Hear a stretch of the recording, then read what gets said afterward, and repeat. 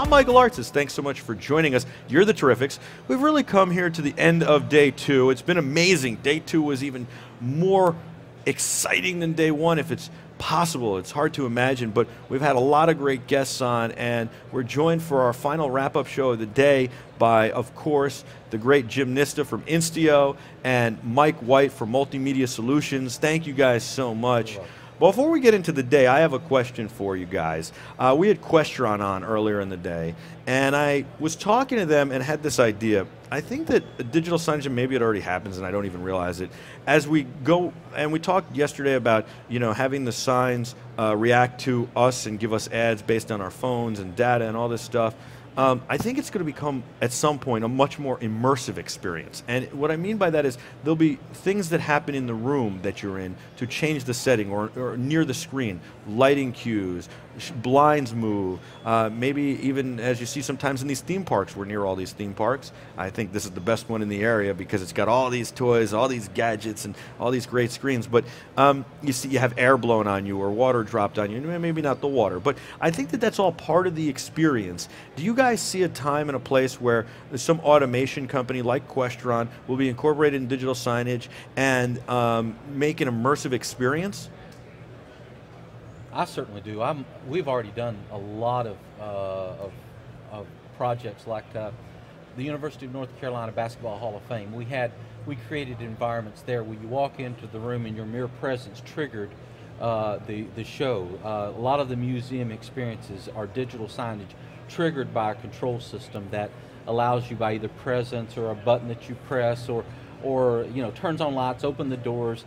That's very common in that environment. Like I was mentioning to you before we went on the air, experienced something the other night at the Universal Cabana Resort. We went up to the bowling alley, and the bowling area wasn't really the highlight of the night, but nevertheless we experienced some really cool digital signage, and the fact that it was a perfect example of triggered control device type of things.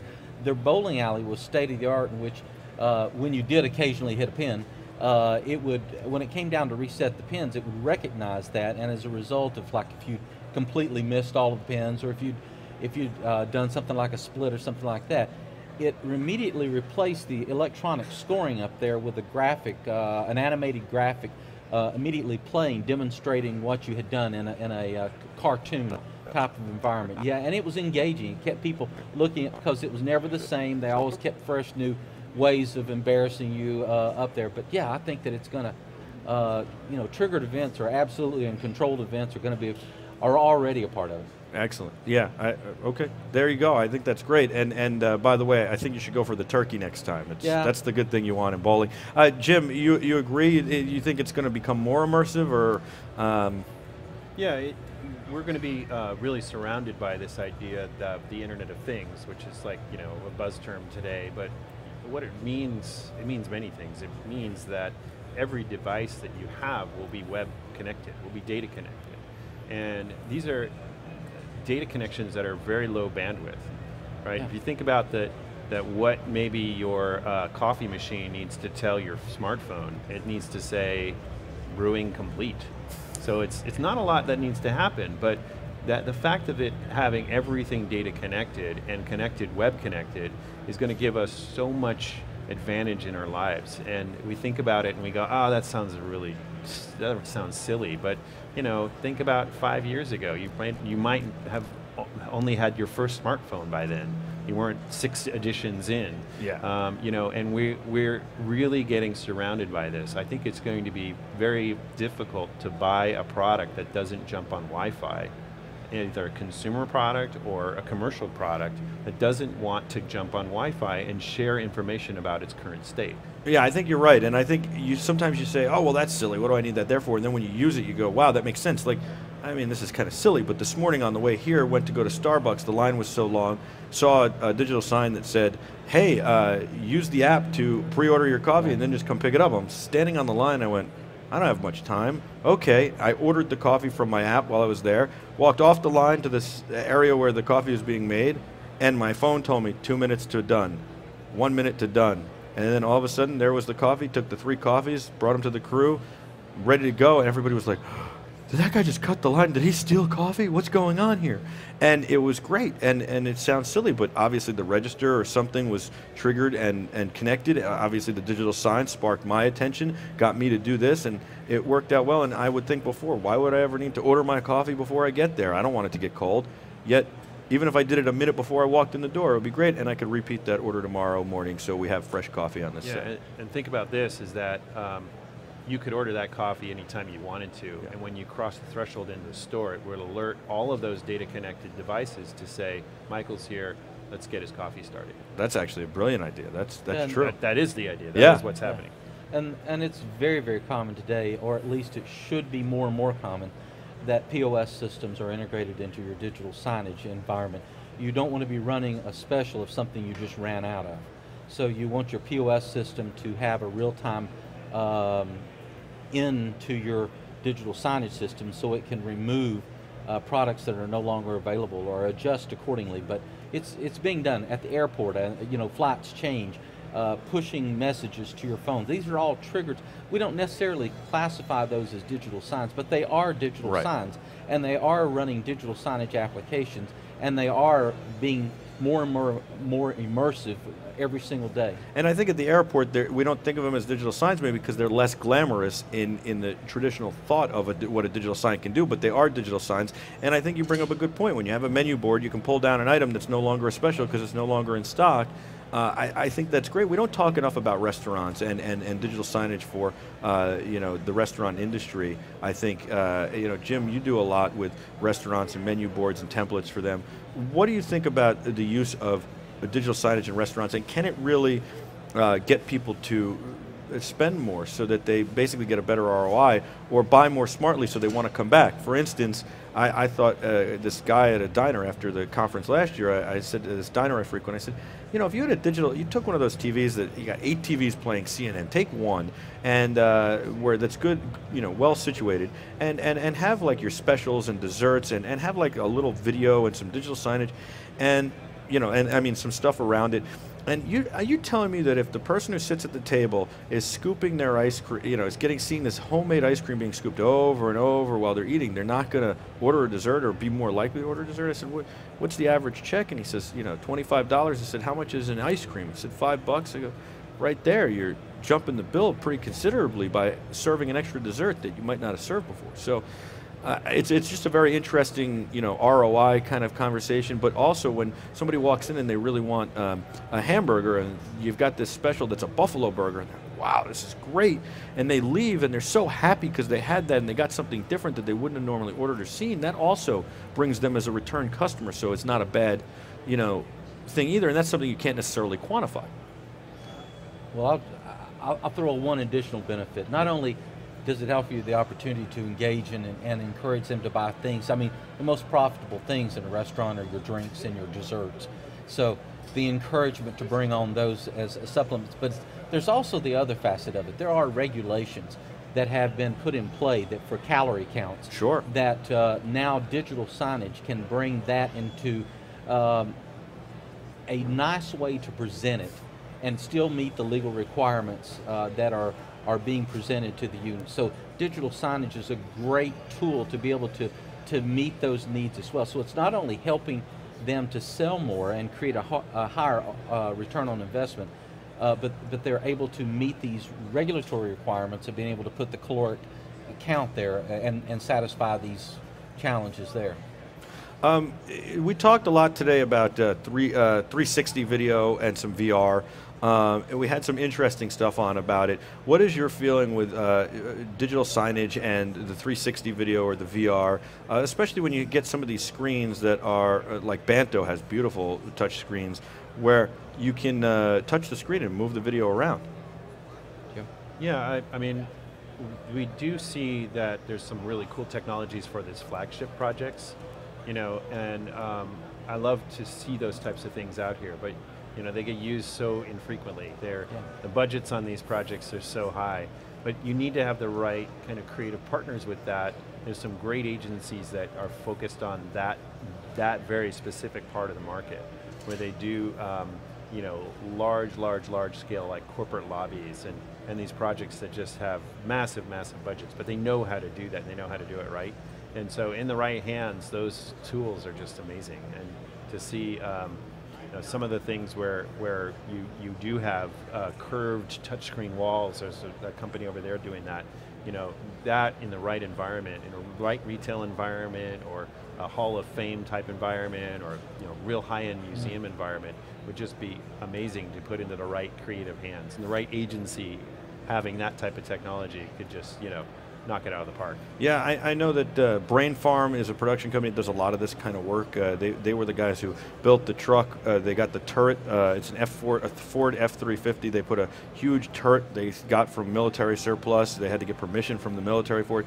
They put a camera crane on the end of it and a Phantom Flex 5,000, I think it's 4,000 frame per second camera on the end, and they started driving this all over, and Red Bull started hiring them. The truck cost $2.5 million to build, and now they do all sorts of crazy stuff. Brain Farm's one of them. I saw some of their videos playing at some of these, and then of course A Production House came on to talk about 360 video and how they can do 360 video and stuff like that as far as content. But you're right, it has to be the right application and the right creative agency, and I think museums kind of drive that a little bit now that I'm thinking about it.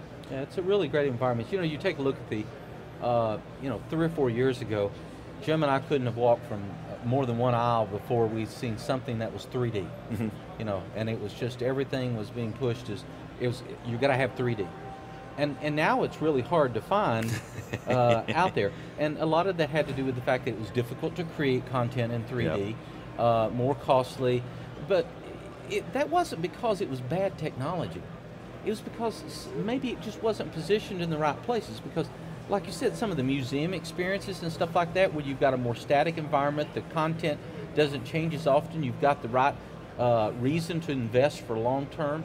It's just that I think this 360, all these are wonderful tools. You just got to find, as Jim was reflecting, the best environment for it to be used. What excited you guys the most today? What did you see that said, oh wow, this is the future, or this is something I'm very excited about, or this is going in the right direction, I'm glad to see that has developed the way I thought it should? Jim, you want to, I'll be glad to go. You go first. I'll go first. I did see, we were talking about 3D, I did see some glasses free 3D over at, that's a lot to say, over at Samsung. I didn't have a ton of time today. Did see some 8K displays around. Back to museums, right? Back to that concept. That resolution in the museum setting, I think, is going to be something that they finally start to embrace, because the idea of putting pixels near fine art is a little bit of a challenge for a lot of places. They might have guest entryway area for their digital signage, but if we can get that resolution into those ultra levels, we're going to have an opportunity to actually start to put a digital sign near that near the galleries. We have an audience here, and I think we've got a question from the audience. So we'll. Oh no, we don't. Another. By the way, I just want to say, the audience, if you guys do have a question, you're welcome to jump up to the microphone, and we'll go to you. I really do think that there's so few applications for these Ultra HD and these glasses-free 3D and some of these other applications, but when you get into public spaces and you want to deliver a very close-up experience, that's where those are going to really excel. Again, in the right agency's hands. And the right environment. I think, we talked a little yesterday about art and it being put into architecture and stuff, digital signage or projection. And I think that, you talk about museums and stuff, will we start seeing artists working on this medium and saying, this is my visual art, this photograph, and it doesn't need to be displayed on paper, it needs to be displayed on a screen, or this is my video, this is the visual art, and you need to watch this video or this projection or this thing or this graphic creation, and you need to watch it, and it's going to be projected, or it's going to be, and that's all digital signage. I think it's going to be definitely artist driven, because curators are not necessarily going to want, again, pixel devices near in their fine art galleries. However, what they are doing is moving, and again, I know this is not necessarily digital signage, but these public spaces are focused on bring your own device. And that is the data layer still in play. So it isn't selling more screens from some of the screen manufacturers here, but it might be selling more of their smartphones.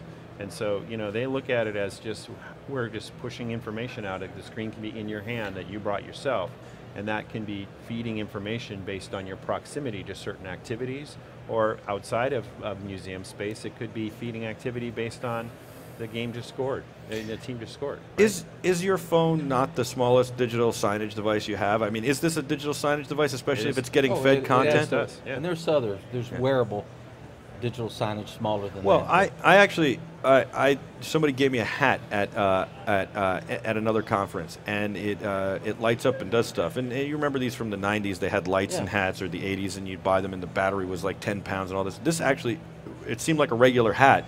You wouldn't have known the difference, and then it lights up and gives messages. It was really cool. That's digital signage. Yeah, but I want to go back to, you asked me, I was going to follow up, Jim, please. Relative to some of the other cool technologies that I was exposed to today. I think that, because the technology has evolved so much, there's companies making like double-sided signs that are, 1.5 inches, 2 inches thick, that are going to really revolutionize in the opportunity for wayfinding and opportunities, things of that nature that are very thick. Screens are getting so large now that where you would have classically put a 2x2 video wall, why would you do that when you can buy a 90 to 98 inch screen and use what is inherent to they're built into the screen, 4 HDMI inputs, drive 4 1080 signals to quadrants, as well as blow it up to the entire surface, and have just great content. Now you've got no bezels. So I mean, these larger screens coming down in price, becoming cost. It was just a year and a half ago, 2 years ago at CES and some of these other shows that I was at, that you would see screens of that size, and they were even scared to tell you how much they would cost when they come to marketplace. And now they're almost at a commodity level. So yeah. I'm seeing more and more dramatic breakthrough in these display technologies. I think you're right, and even when you talk about video walls, I saw Samsung's curved video wall that the bezels were so thin, I didn't even realize, I thought it was just an LED. I didn't realize it was a video wall when I walked by. It was, the bezels were so thin that I didn't realize. That's how good it was until there was like a white frame and I saw the black lines. Yeah. But on the darker stuff, I didn't notice it at all. We do have a question from the audience, so hopefully we get the camera going and turned around for us so we can see you. But thank you, sir, for joining us. We have a great audience here, and you guys can ask questions at any point. Just jump up to the microphone. We've got the audience at home watching that join our Slack chat, BeTerrific.com/Slack. Tell us or ask your question, sir. Thank you for joining us. Just a real quick question. Given the advances in price performance and the significant improvements in the capabilities and the lowering cost of technologies, to what degree do you think it is causing end users to hold off their purchases and their investment on the notion that they'll be able to buy it for even less money 6 months from now? Do you see that, or do you instead see them saying, okay, now it's at the point where the ROI is really clear, I'm going ahead? What do you notice? I'll take a jab at it. First off, I appreciate the question, because the hardware question, especially the display, has, the economics has so dramatically changed. I think in the earlier interview, we spoke of my first project with Office Depot, where I was selling 42-inch screen for $7,500, and the thing weighed over 100 pounds. And what a dramatic difference now, where you can, buy the surfaces for 10 cents on the dollar over that. But the reality is, I think that the way technology works, there's never going to be the bottom of anything. There's always going to be 6 months from now something that is better, something that is higher resolution, something that costs less, something that's brighter, something that does something better. It really comes down to communicating to a potential customer in their ROI and ROO evaluation of their digital signage project, how much money they're going to lose by not engaging in their project at this point versus the delta that would be gained over what small price differential. I mean, let's put it this way. Do you find customers now that are buying the warranties on these screens and stuff like that? The reality is not very many of them, because they look at them as throwaways. Right. You know, the probability they're going to work for 5 to 7 years, by that time, who knows? You know, LCD will be LCOS or OLEDs or who knows what type of technology, and it'll be so much better. But I think it's more of a question of when do they engage versus how much money are they going to lose by not engaging for 6 months. Because that really is the business question. Right, and I think somebody gave me great advice when I started a video production company years ago, and oh my God, maybe 6 months there'll be a better camera or better this or a better that, and they said, you can't do that. You got to buy it when you need it, not, oh, what's going to happen in 6 months. Now, if there's a feature you know that's just around the corner that's really going to make a difference for you that you need, then you can wait for it, but I think you have to buy it when you need it, and I think that yes, there might be some sort of race to the bottom, but it's not going to drop through the floor in 6 months, and you can have 6 months of use out of it, even when a new product comes out. So, look, you're right, they're all disposable. I was talking to Alan Braun on set the other day about how the Apple Watch is the first generation, and it's really a digital signage device and all that stuff. And I said to him, he said, how come you don't have one? I'm a watch guy, he's a watch guy, how come you don't have one? He doesn't have one because he wants an analog watch. I said, you know, I thought about it. I thought maybe I'd want to get it. But on the other hand, I'm sitting there, I'm like, well, ultimately I want a sapphire crystal because I don't want to bang it around, especially on sets. And then it makes it $1,000. And do I really want to spend $1,000 and next year spend $1,000 and next year? So I said, no, in this case, I'll wait for the one that I feel is the right one and is ready for me. But I looked at it as it's disposable. My phone, I look at it as disposable. I have this for a year or two and move on to the next one. And I think that's right. That very, very few people are saying, I'm going to have this for 5, 7, 8, 10 years down the road.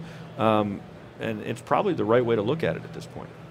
How do you view it, Jim? Yeah, I mean, I think you can look at it from the standpoint of the software license model. You know, it's a SaaS model for a lot of these software programs, and there's a lot of companies moved from monthly to annual licensing and just went away from a requirement for 3 years and things like that. So we've seen a little bit of movement there, and I think that's driven by the fact that kind of hit the point at where pricing is settled in for where it's going to be. You know, media players are $200 on the very low end, $500 mid-range media players. You know, screens are settling in terms of price. Everything's kind of falling into place on that part of it. And then I think we're maturing as a space to understand that you know, you gotta have something on the front of the screen too, in order to want to buy it in the first place. Suzanne Reel writes, thank you very much for this great coverage and great information. And she wanted to know what for you guys was the coolest thing you've seen so far here. Not maybe the most exciting thing, not, hey, this is the world-changing thing, but something that you just thought was cool. Well, it's not digital signage. There's so many drones at this show. And I know that has nothing necessarily to do, but from a content capture perspective, you know, for guys who are out there filming and things like that, that perspective and unique perspective that a drone with a GoPro gives you is just so amazing. I don't think we've hit a point yet where it's overused. You know, and every kind of new capture method that comes along, DSLR video a couple of years ago, you know, became overused after a year or two.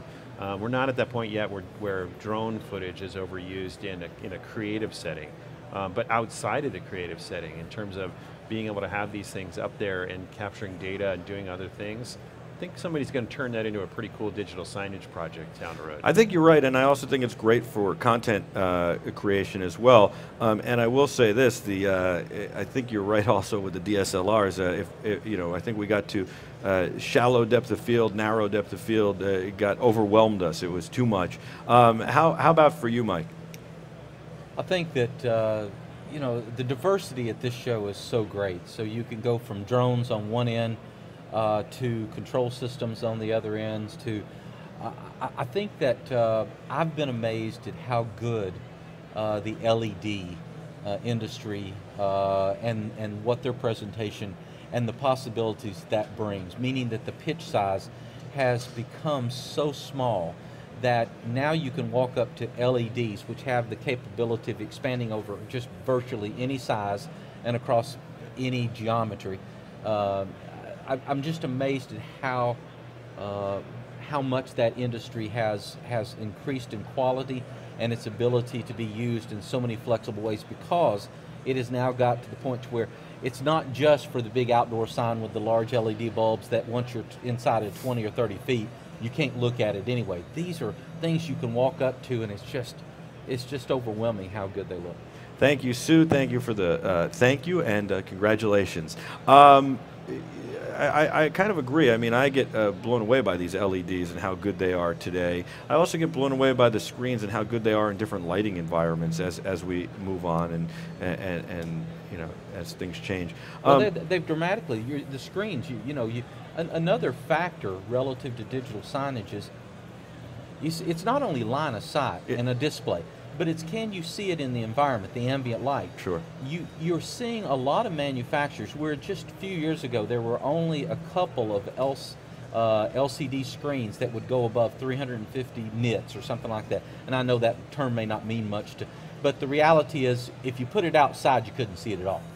But today you have many companies bringing to the marketplace 500, 1,000, 2,000 nit displays that allow you to take this technology and bring it into harsh ambient environments and be able to use it as a tool. And again, that was so much out of budget just a couple of years ago. It's changed the QSR industry, the quick service restaurant industry, and others, just because now we've got screens that can last long enough, can survive the hostile environment, and bright enough with a high enough resolution to where you can play the game just about any place you need to play it. Yeah, and the viewing angles have gotten much better too as well, which is off-axis great. viewing is really great. All right, you have put a lot of panel discussions together and spoken a lot here. InfoComm is about education. You are an advocate. You give back. You speak on panels. You pay it forward. Both of you guys. Talk a little bit about doing that and the education process here to the industry that happens at InfoComm and how important that is. Yeah, I mean, it's education at all levels, right? And as Mike said, we've got this overall industry. This is this massive industry that covers rental and staging and control systems and even some home theater and security and all these other things. But I think you said it best. It's the commercial electronics show. The education side needs to cover all of those factors as well. It needs to cover so many different areas, and I think InfoComm is just known for that. And outside of this show, where they bring everybody here, they go around as well, and they do their various different like road shows. They do these vertical specific shows that are really just seminars. They're just a few sponsors and manufacturers come in, and they really bring in some really top minds to talk and explain these. So they're doing that in every single one of these verticals, and they're out there, and it's just, it's a great organization about making sure that the industry people understand how to do their jobs and are certified. Jim, before I let Mike answer that question, talk about some of the panels you've done here so far this week. Yeah, and we've had so many on the digital signage side, obviously, and we started really getting into the viewer customer experience. We've always had a lot of manufacturer-led, conversations, and sometimes you can only hear so much about mounting or power requirements or those types of things. Not that there's, those are needed. We really wanted to get into why you would want to invest in a digital signage project in the first place, and that's what drives all of the purchases, and that's what drives the need for all the technology. And so we assembled on Tuesday, it seems like a week ago, we assembled a lot of high-level agencies and had some panel discussions there. We had some companies that do Bluetooth beacons and really talk not about the technology, but why. Put together some other panels about data-driven, and then tomorrow we have one about cloud-based digital signage, right? Digital signage that's always connected to the internet. One of the panelists there is a company that makes sure that if the internet goes down, the sign stays on. And so really looking at ways to deliver content that is a lot more efficient and is live, constantly live screens. I like that. I think that that's some great stuff. I like those panels, and I think that they're very important, and I think talking about them are very important. It sounds like they went great, so that's terrific. I know you got more tomorrow, and you're very busy. Mike, how about for you, talking about the educational aspect and the importance of that, and really how that really helps the industry and InfoComm grow? Well, Mike, you're sitting in the desk that was born out of the spirit of the passion to educate and to share what the insights that are needed to do digital signage really need to be. This very stage is the outgrowth of the spirit of that. Melissa, who's the Senior VP for InfoComm, has such a wonderful, talented team in her leadership, and InfoComm in general provides such a broad scale. What I really love, having sat on the InfoComm board of directors several years, I had the privilege of hearing the true evaluations at the decision-making level of how InfoComm is an all-embracing environment. They did not say to the IT people, don't come to our show. They didn't say to other industries, don't come to our show. We're AV people. What they did was they said, come to our show. Let's be better together. Let's gather this information. Let's become a higher level of service people and meet the needs of people, because we're going to raise each other to a higher level because we're willing to share. And I can't tell you how many people that I've sat beside on the stage and at other things who just willingly give information that took them years and years and years to gain, because they know that we don't need any more failures. We need more successes. We don't need any more digital signage deployments to fail. We want more to succeed, because by that success, all of us will gain a higher footing as a result of it. I agree, and I think it's important, and it's a hard thing sometimes for people to realize, but you're 100% right, and experience is knowledge, and knowledge is power, and experience is something that's hard to get. The only way to get it is through doing it, but at least with this kind of situation, you can learn from other people. And you know, I think that InfoComm has been visionary in doing this, and as you said, working with different organizations and doing these seminars around the country as well. They're cohabitating with CCW, which was bought by NAB in New York in the fall. I think that is great, and I think that, you know, look, the Padcaster is the only mobile content creation company here, really, at the Digital Signage Pavilion. I think there'll be a day where there'll be a whole mobile content creation pavilion and mobile journalism pavilion here, talking about that for not only digital signage, but also for journalism and all sorts of other things as well.